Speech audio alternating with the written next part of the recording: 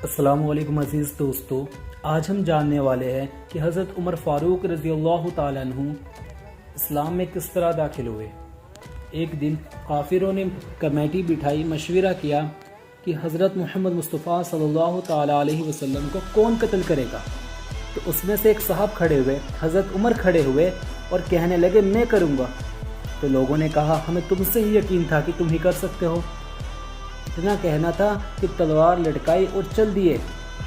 تو جب وہ جا رہے تھے تو ان کو ایک صاحب قبیلہ زہرہ کے، جن کا نام حضرت سعد بن ابی وقاص رضی اللہ تعالیٰ عنہ ہے، اور بعض میں اور صاحب لکھے ہیں، حضرت سعد سے ان کی ملاقات ہوئی۔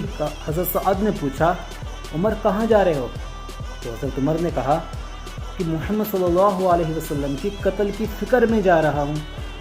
حضرت سعد نے کہا کیا اگر تم نے اللہ کے رسول صلی اللہ علیہ وسلم کی قتل کی فکر میں جا رہے ہو، کیا تمہیں بنو ہاشم اور بنو زہرہ اور بنو ابن منافع چھوڑ دے گے؟ اتنا کہنا تھا کہ حضرت عمر کو غصہ آیا اور کہنے لگے کہ مجھے لگتا ہے تو بھی بے دین ہو گیا، یعنی مسلمان ہو گیا۔ تو حضرت سعد نے کہا ہاں میں مسلمان ہو چکا ہوں۔ تو اتنا ہی کہنا تھا کہ دونوں نے تلواریں تان لی۔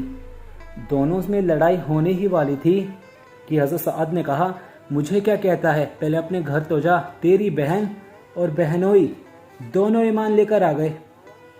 تو غصہ اور آسمان پر چڑھ گیا۔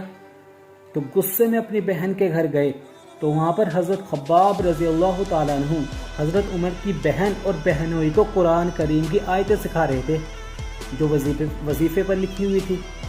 تو حضرت عمر نے کی آواز سے حضرت خباب کمرے میں جا چھپے اور دروازہ کھلوایا اور اپنے بہنوئی پر بے تحاشا ٹوٹ پڑے اور بہن کے منہ پر ایک تماچا مارا، جس سے بہن کے بھی خون آ گیا اور لہو لہان ہو گئے۔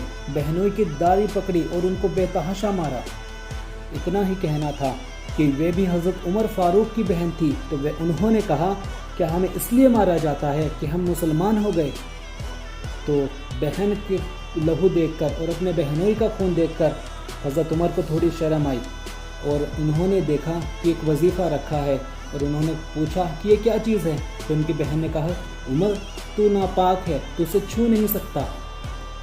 تو حضرت عمر نے غسل کیا اور اس میں سے یہ آیت پڑھی اننی انا اللہ لا الہ الا انا فاعبدنی واقم الصلوات لذکری۔